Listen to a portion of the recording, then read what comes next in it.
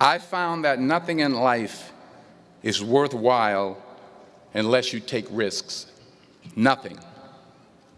Nelson Mandela said, "There is no passion to be found playing small and settling for a life that's less than the one you're capable of living." Now, I'm sure in your experiences in school and applying to college and picking your major and deciding what you want to do with life, I'm sure people have told you to make sure you have something to fall back on. Make sure you got something to fall back on, honey. But I never understood that concept, having something to fall back on. If I'm going to fall, I don't want to fall back on anything except my faith. I want to fall forward. I figure at least this way I'll see what I'm going to hit. Fall forward. This is what I mean. Reggie Jackson struck out 2,600 times in his career, the most in the history of baseball. But you don't hear about the strikeouts. People remember the home runs. Fall forward. Thomas Edison conducted 1,000 failed experiments. Did you know that? I didn't know that. Because the 1,001st was the light bulb. Fall forward. Every failed experiment is one step closer to success. You've got to take risks, and I'm sure you've probably heard that before, but I want to talk to you about why that's so important. I got 3 reasons. First, you will fail at some point in your life. Accept it. You will lose. You will embarrass yourself. You will suck at something. There's no doubt about it. And I know that's probably not a traditional message for a graduation ceremony, but hey, I'm telling you, embrace it, because it's inevitable. And I should know. In the acting business, you fail all the time. Early on in my career, I auditioned for a part in a Broadway musical. Perfect role for me, I thought, except for the fact that I can't sing. So I'm in the wings, I'm about to go on stage, but the guy in front of me, he's singing like Pavarotti, and I'm just shrinking, I'm getting smaller and smaller. So I come out with my little sheet music, and it was Just My Imagination by the Temptations. That's what I came up with. So I hand it to the accompanist, and she looks at it and looks at me and looks out at the director and was like, all right. And they're not saying anything, so I'm thinking I'm getting better. So I start getting into it. Oh, yeah, thank you. Thank you very much, Mr. Washington. Thank you. So I assumed I didn't get the job. But the next part of the audition, he called me back. The next part of the audition is the acting part of the audition. Now I'm like, hey, okay, maybe I can't sing, but I know I can act. So they pair me with this guy, and again, I didn't know about musical theater. And musical theater is big, so they can reach everyone all the way in the back of the stadium. And I'm more from a realistic, naturalistic kind of acting where you actually talk to the person next to you. So I don't know what my line was. My line was, well, hand me the cup. And his line was, well, I will hand you the cup, my dear. The cup will be there to be handed to you. I said, oh, okay. Well, should I give you the cup back? Oh, yes, you should give it back to me, because you know that is my cup and it should be given back to me. I didn't get the job. But here's the thing. I didn't quit. I didn't fall back. I walked out of there to prepare for the next audition, and the next audition, and the next audition. I prayed. I prayed, and I prayed. But I continued to fail, and fail, and fail. But it didn't matter, because you know what? There's an old saying, you hang around the barbershop long enough, sooner or later you're going to get a haircut. So you will catch a break, and I did catch a break. Last year, I did a play called Fences on Broadway. Won the Tony Award. And I didn't have to sing, by the way. But here's the kicker. It was at the Court Theater.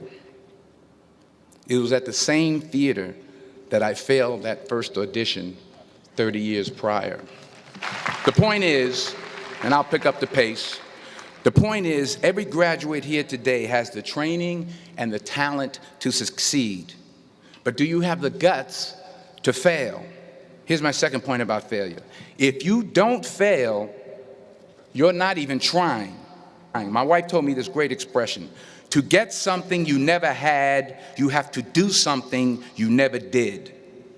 Les Brown's a motivational speaker. He made an analogy about this. He says, imagine you're on your deathbed, and standing around your deathbed are the ghosts representing your unfulfilled potential, the ghost of the ideas you never acted on, the ghost of the talents you didn't use.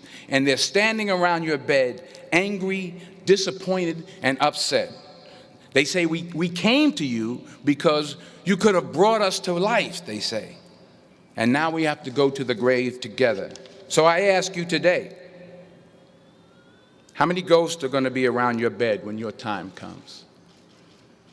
You've invested a lot in your education, and people have invested in you. And let me tell you, the world needs your talents, man, does it ever. I just got back from Africa. It's a beautiful country, but there are places there with terrible poverty that need help. And Africa is just the tip of the iceberg. The Middle East needs your help. Japan needs your help. Alabama needs your help. Tennessee needs your help. Louisiana needs your help. Philadelphia needs your help. The world needs a lot. We need it from you young people. I mean, let's remember this. So you got to get out there. You got to give it everything you got, whether it's your time, your talent, your prayers, or your treasures. Because remember this. You will never see a U-Haul behind a hearse. You can't take it with you. The Egyptians tried it, and all they got was robbed. So the question is, what are you going to do with what you have? I'm not talking about how much you have.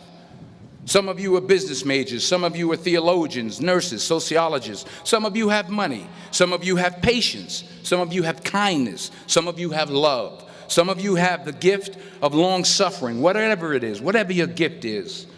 What are you going to do with what you have? All right, now here's my last point about failure. Sometimes it's the best way to figure out where you're going. Your life will never be a straight path. I began at Fordham University as a pre-med student. I took a course called cardiac morphogenesis. I couldn't read it, I couldn't say it, I sure couldn't pass it. So then I decided to go into pre-law, then journalism. And with no academic focus, my grades took off in their own direction. I was a 1.8 GPA one semester, and the university very politely suggested that it might be better to take some time off. I was 20 years old, I was at my lowest point. And then one day, and I remember the exact day, March 27th, 1975, I was helping my mother in her beauty shop. My mother owned a beauty shop up in Mount Vernon. And there was this older woman who was considered one of the elders in the town. And I didn't know her personally, but I was looking in the mirror, and every time I looked at the mirror, I could see her behind me, and she was staring at me. She just kept looking at me. Every time I looked at her, she kept giving me these strange looks. So she finally took the dryer off her head and she said something I'll never forget. First of all, she said, somebody give me a piece of paper, give me a piece of paper. She said, young boy, I have a prophecy, a spiritual prophecy. She said, you are going to travel the world and speak to millions of people. Wise ass, I'm thinking to myself, maybe she's got something in that crystal ball about me getting back into school next fall. But maybe she was on to something, because later that summer, while working as a counselor at a YMCA camp in Connecticut, we put on a talent show for the campers. And after the show, another counselor came up to me and asked, have you ever thought about acting? You're good at that. So when I got back to Fordham that fall, I got in and I changed my major once again for the last time. And in the years that followed, just as that woman prophesied, I have traveled the world and I have spoken to millions of people through my movies. Millions who, up till this day, I couldn't see while I was talking to them. But I see you today, and I'm encouraged by what I see. And I'm strengthened by what I see. And I love what I see. Let me conclude with this one final point. Many years ago, I did this movie called Philadelphia. We filmed some of the scenes right here on campus.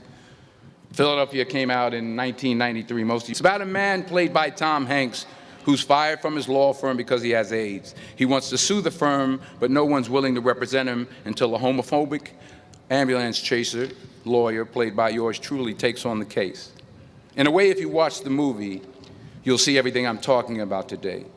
You'll see what I mean about taking risk or being willing to fail. Because taking risk is not just about going for a job. It's also about knowing what you know and what you don't know. It's about being open to people and to ideas. In the course of the film, the character I play begins to take small steps, small risks.